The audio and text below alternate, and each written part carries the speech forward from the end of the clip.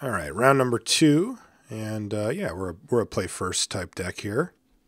Oh wow, 1 land away, man. Tinker, Signet, Skullclamp. Ugh, I'm gonna mulligan, but that's one I wanted to keep. This one I'll definitely keep. Looter il-Kor on turn 2 can be a pretty big game.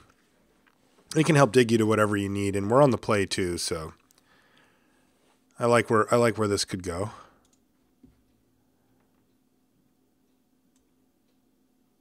All right, looks like we're both on 6 here. You know, I might actually just throw the old Cloudskate down on turn 2. I haven't quite figured that. Man, I could gamble. If I hit a land, I could do Cloudskate and Looter il-Kor next turn. I think I'm just going to get Cloudskate going. Yeah, because I have plays. Like I can play the Looter il-Kor. I can play the Signet next turn. I have some plays. A land would be sweet. Oh, geez. Sort of Light and Shadow. Okay. That is annoying. Cloudskate should be good against that, but that could be pretty annoying. Turn 2 Stoneforge is pretty nice. I think I'm going to get Looter il-Kor down.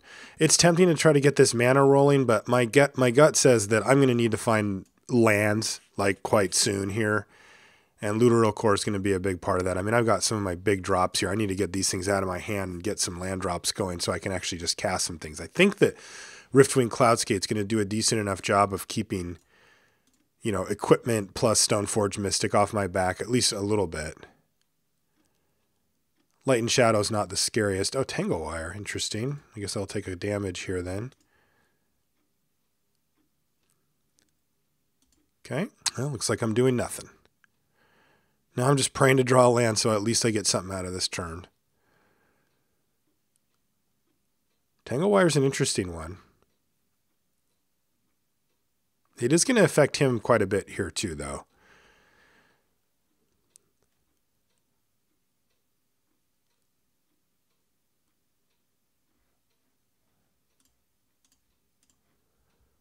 Okay, not lucky enough. Say go.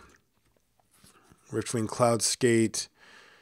So this is, I wonder if he's going to activate the Mystic with this ability on the stack and get that sword into play. He's not. Student. All right, well, I'm just going to bounce the student then, I guess.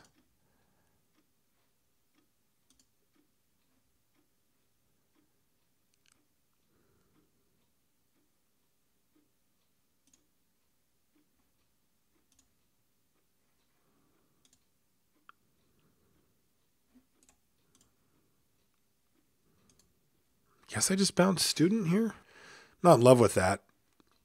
And I think it's the right play. Do I attack? Yeah, I think I just get in there.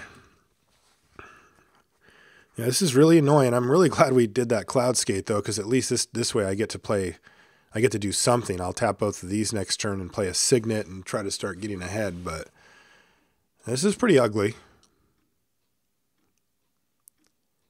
He's got to decide. Well, I think he just plays, of what we know, I think he just plays the student and then just flashes in the sword.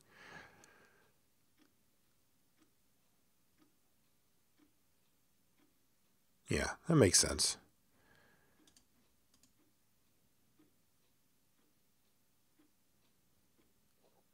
So Tangle Wires on 2.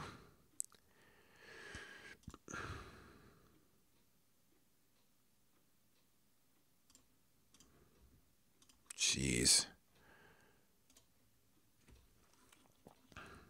We're going to be able to go off once we finally get to actually untap, but this is pretty ugly. The good news is sort of Light and Shadow gets +2/+2 into protection from nothing and nothing from us for the most part. You gain 3 life and you get a creature back. It's probably the weakest sword. So, I mean, while it will do short work, make short work of us, make no mistake, we at least can interact with it. We can Frost Titan it down, whatever it's attached to, and that kind of thing. So it's not the worst case. If this was sort of blue and green, we're just dead. Like, we have no real, like, we don't have time to get this guy out. We don't have any way to not get milled out. Next turn, we're going to have to tap down one thing, so we'll probably just tap down Cloudskate so we can get Looter in there and try to find some more action. And we're probably just going to play out as many of these Signets as we can so that we can get to Battlesphere and Frost Titan mana. So he has a pretty big turn here. Start leveling up, equip, hit us, all that kind of stuff. Can hit us for 6. Oh, for the love of God. This man, he is brutal. Luckily, he's not getting any value out of this. And I guess luckily, we don't have any lands anyway.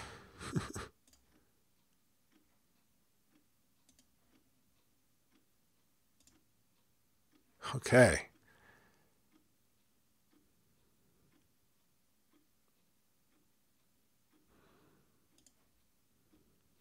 Let's attack. Not really sure what our plan is here. I think it involves Myr Battlesphere, though. Our opponent doesn't get to untap any of these, so that's pretty good news for us. So we might not actually play Signets here. I need to do some math on that, but let's see what we hit here. Okay, another island. We'll probably just take that island. Things we will not be doing this game. Not really sure. I think we want I think I'm just going to ditch the island. Maybe I can't afford to risk it. All right, fine. I'll ditch Mulldrifter. We don't need a bunch of extra cards anyway. So if I play a Signet, then I just have to be like, go. Untap one land, and then I can go Signet again. If I just say go here, 1, 2, 3, 4, I can get up to 5 mana. God, this just doesn't work the way I want it to, but I think that I need to try to get to Myr Battlesphere here. So Signet. This gives me, well, theoretically it gives me more mana than what he'll have. Because I'll have 3 untapping every turn plus 1, so I'll have 4 mana available every turn, and he won't. That's the theory.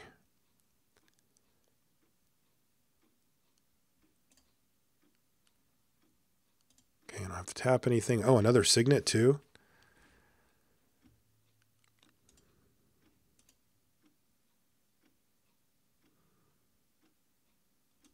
So I can just wait a turn.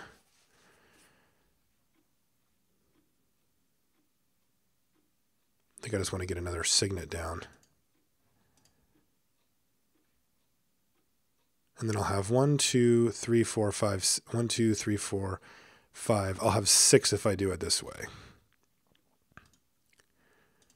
Which feels like it might be enough. It's going to start chump blocking the student here. And then I'm going to play Frost Titan on the Student of Warfare and just hope that that holds up. I don't really see how, like, he's going to have such a hard time getting out from underneath the Winter Orb because of the extra ability on Frost Titan where, like, he needs at least 3 mana to interact with it, generally. Tinker. Wow, Tinker's really good here, too.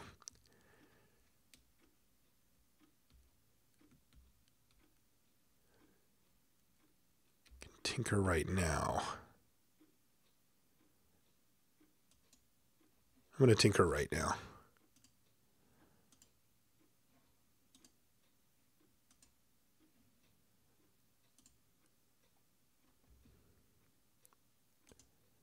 And hope he doesn't have Path. I can't block here, but once I start hitting with this, the game falls away from him pretty quickly. He's going to sack this Tangle Wire. And then Winter Orb. Well, Winter Orb's going to do what it does.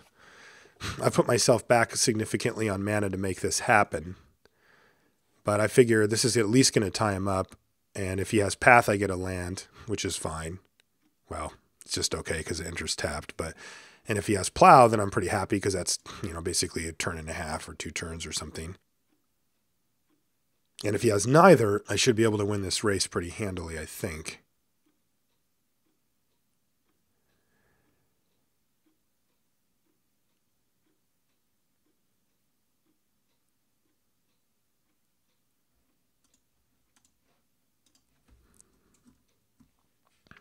Okay, block there. Untap one land. Good. Attack. Still getting Frost Titan next turn if I hit a land out of my next like 3 draw steps or whatever. Also, I wouldn't mind just finding like a Force of Will or something, but that is yet to be seen.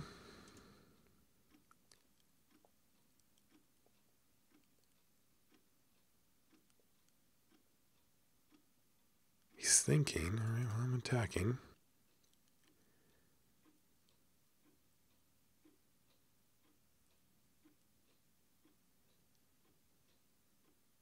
Does he have it? Feels like a no-brainer if you've got it. Sweet, doesn't have it. Okay. Oh, Skullclamp.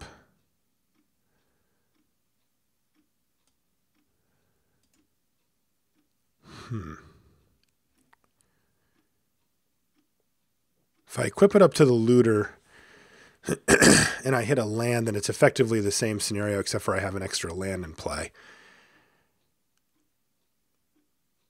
If I don't, then I go 1, 2, 3, 4. I untap a land next turn. Then if I hit either my draw step or the loot, then I will get it. I think Skullclamp sees more cards, though.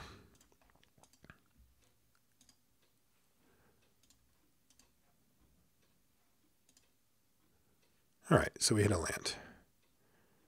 And I guess I can go ahead and do this too then. Although this is interesting because this does open it up to Dismember now. I mean, I'd get 2 cards out of it, but is cards really what I care about? Not so much. That's interesting. Yeah, I'm taking it. I'm going back up to 18. Okay, untap a land. Bribery.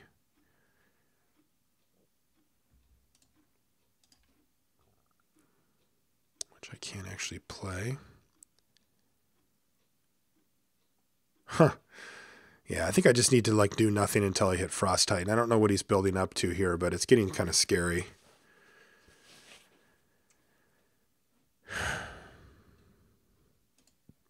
And I don't think Bribery is very good when your opponent's playing stuff like that. Go ahead.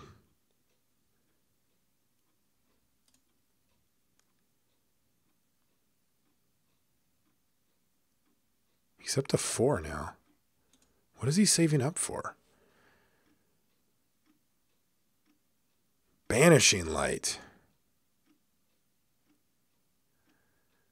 Now I really hope I draw a land here. He's going to make short work of me here. 6. I guess he doesn't get to kill me next turn anyway. So I got a couple of turns, and I just need to hit at some point a land here. Hoop. There we go.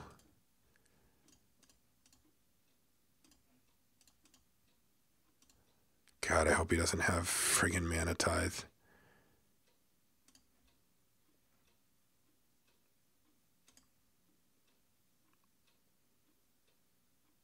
Whew. Lock that guy down. And I think that should put this pretty close to outer range. I guess now he can have Path because he hit a land drop this turn. Yeah, he totally could, although he didn't have it before, so there's not a big reason for me to think that he has it now. And we get to untap with a lot more mana than he does.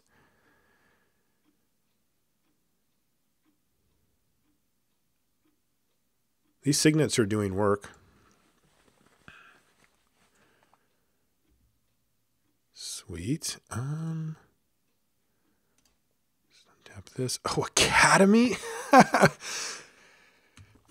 That's insane. I think we found the land that we want to untap from now on. So let's see, it makes 1, 2, 3, 4 mana on its own, and then we've got 5, 6, 7. I can make 8 mana, so I actually can afford to equip here.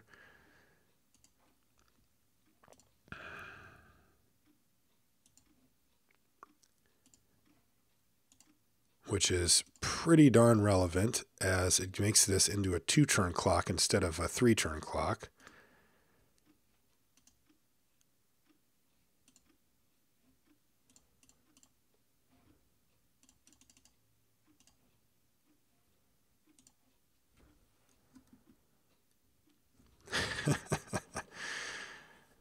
Got close there. But it turns out that when you play cards like Winter Orb, they bite you sometimes too. That Tangle Wire and that Winter Orb hurt him too. All right, I wonder if I want this Trigon Predator. I'm pretty sure I do. I feel like a Show and Tell might be good.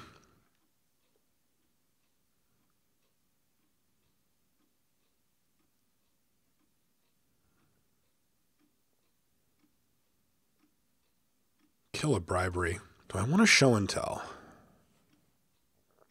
Not exactly showing and telling in like ridiculous things, but I am showing and telling in some really good stuff, 7 and 8 drops, but also Frost Titan, even Thragtusk against him just on turn 3 or whatever should do serious work. We didn't really get to see enough of his deck to know for sure, though. I think I'll just stay patient with that. I don't think I'm going to get super burned on it, but it can be pretty finicky for us too. Ooh, there's a good one.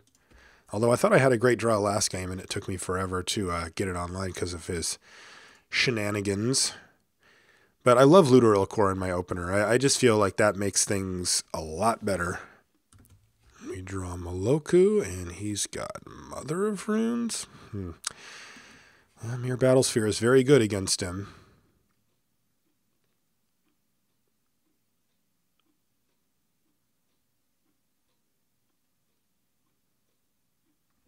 Oh, Tinker. I do like that.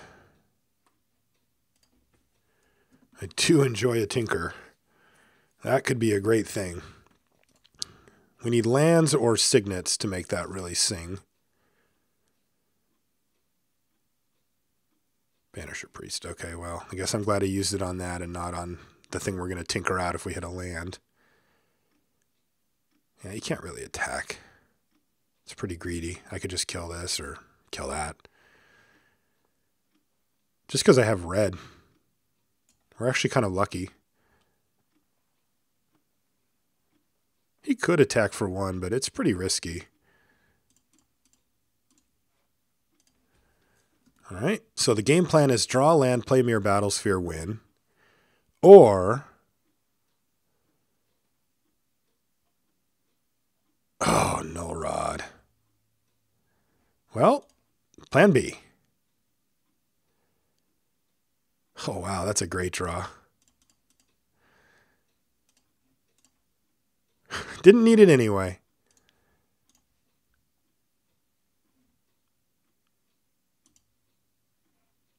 Can't activate abilities, but I can still attack.